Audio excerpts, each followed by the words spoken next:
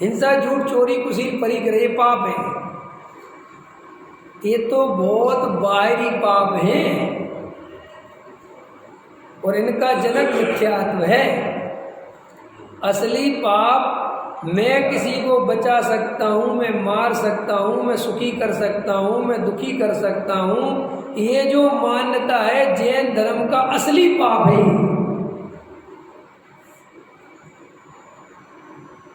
हमें अपनी सारी ताकत इस पाप को छोड़ने में लगानी चाहिए,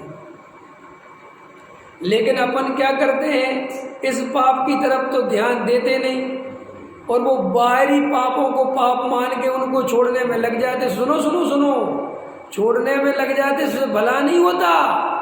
उससे ये मान्यता कि मैं भला बुरा कर सकता हूँ, ये और पुष्ट हो जाती है। इसलिए गुरुदेव श्री ने इसे गृहीत मिथ्यात्व कहा। गृहीत मिथ्या समझते हो? गृहीत सुनो, गृहीत मिथ्यात्व माने जो अगृहीत मिथ्यात्व को पुष्ट करता है। क्या कहा रमेश जी? गृहीत मिथ्यात्व माने जो अगृहीत को बल देता है, मजबूती देता है। तो जैसे तुमने दया, दान, पूजा, भक्ति में धर्म मान लिया, तो इससे तुम्हारा ये तो गृहीत मिथ्यात्व है ही, लेकिन वो अगृहीत जो कर्ता कर्म वाला चल रहा था कि मैं दूसरों को बचाता हूँ, मैं जीवों की रक्षा करता हूँ, मैं समति का पालन करता हूँ, मैं शुद्ध भोजन करता हूँ, मैं दान देता हूँ, मैं मंदिर बनवाता हूँ, मैं पूजा करता हूँ, मैं भक्ति करता हूँ, मैं शास्त्र पढ़ता हूँ, मैं लोगों को बहुत अच्छा पढ़ाता हूँ, मैं अच्छा पंडित हूँ, मैं सेठ हूँ, जो भी है, मेरी कितनी अच्छी कसाय मंद है, मेरे को बिल्कुल तीव्र कसाय।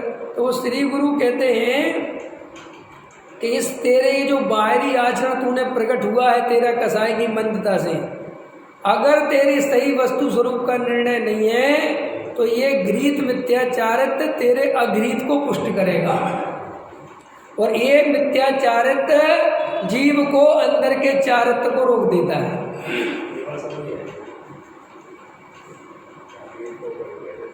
अरे कुगुरु कुदेव कुशास्त्र को छोड़ा, तो कुगुरु कुदेव कुशास्त्र को क्यों छोड़ा? वो गृहीत मिथ्यात्व है ना। तो भाई कोई कुगुरु कुदेव कुशास्त्र को माने तो उसका गृहीत मिथ्यात्व से क्या लेना देना? कि अरे भाई जो कुगुरु कुदेव कुशास्त्र रागी देसी देवताओं की पूजा भक्ति करेगा, उनको कर्ता धर्ता मानेगा, तो भैया वो अंदर का गृहीत मिथ्यात्व तो 3 काल में नहीं छोड़ पाएगा। नहीं समझ में? अरे अगृहीत मिथ्यात्व छोड़ने के लिए तो मैं इस पर्याय का भी कर्ता धर्ता नहीं हूँ, मैं इन परिणामों का भी कर्ता धर्ता नहीं हूँ, यहाँ तक पहुँचना है। तो वो तो अभी बाहर में ही अटका पड़ा हुआ है। वो तो कह रहा कि भगवान करता धरता है, वो कह रहा भगवान को नारियल चढ़ाऊंगा तो काम बन जाएगा।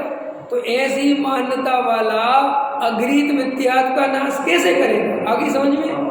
अब ऐसे ही समझो, जिसने दया, दान, व्रत, शील, संयम को ही चारित्र्य मान लिया और उस चारित्र्य को धर्म मान लिया, तो वो असली चारित्र्य तक अब जाने की कोशिश ही नहीं करेगा। तो वो सहायक हो गया क्या बाधक हो गया? देखो आपको एक बात मैं सिद्ध करके बताता हूँ।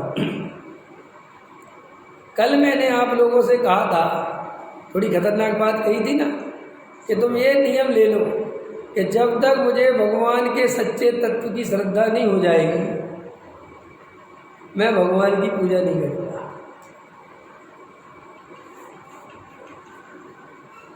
अब हो गई तो बहुत उल्टी बात है, लेकिन आपको उल्टी लग रही है, लेकिन है बहुत सीधी बात। पूछो कैसे?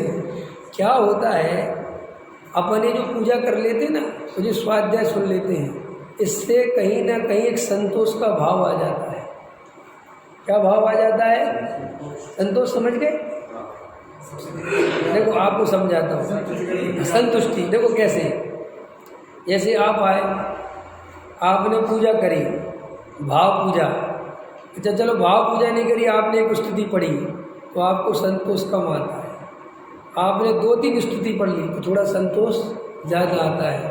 और फिर आपने पूजा ही कर ली लेकिन आपको सामग्री नहीं मिली थी तो संतोष कम आता है। फिर आपने धुली हुई सामग्री मिल गई और उससे पूजा कर ली, थोड़ा संतोष ज़्यादा आता है। लेकिन आपने पैंट शर्ट पे करी थी, अब आपने सुबह धोती पहन के कर ली और प्रक्षाल भी करने मिल गया, तो ऐसा लगता है कि अपना काम आज बहुत बढ़िया होता है ना। अंदर चेक करो,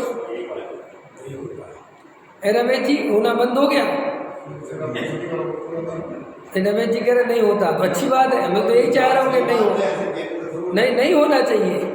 अगर हमें जड़ की क्रिया में ही संतोष हो जाएगा तो मिथ्या दर्शन का नाश कैसे करेंगे भाई साहब। जड़ की क्रिया हो गए तो अंदर से ऐसा भाव रहना चाहिए कि मैंने अभी अपना कार्य कुछ किया ही नहीं है, ये तो जड़ की क्रिया जड़ में हुई है, मैंने अभी अपने ज्ञाता स्वभाव का अनुभव नहीं किया।